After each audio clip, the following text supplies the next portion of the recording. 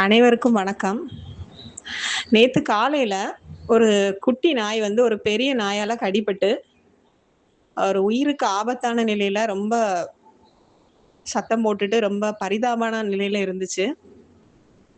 அப்போ நாங்க நாய்க்கு அந்த குட்டிக்கு வந்து தண்ணி, பிஸ்கட் எல்லாம் குடுத்தோம். ஆனா, அதால பெரிய அளவுல சாப்பிட முடியல. ஏன்னா, கழுத்துல கடிபட்டனால அதால எழும்பி சாப்பிட முடியல. ரொம்ப சத்தம் போட்டு ரொம்ப கஷ்டமா இருந்துச்சு பார்க்குறதுக்கு.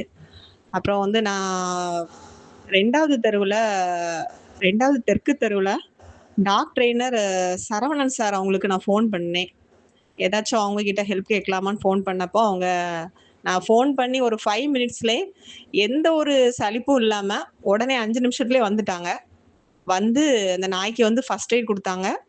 அத வந்து தொடச்சு, அதுக்கு வந்து மருந்து வச்சிருக்காங்க. ஈவினிங்கும் வந்து பாக்கேன்னு சொல்லியிருக்காங்க.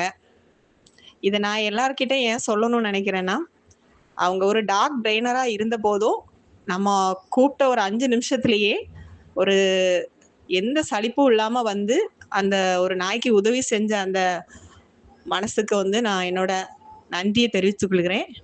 உங்க எல்லாருக்கும் அவங்களோட அந்த செயல பகிரணும்னு நெனச்சேன். மிக்க நன்றி.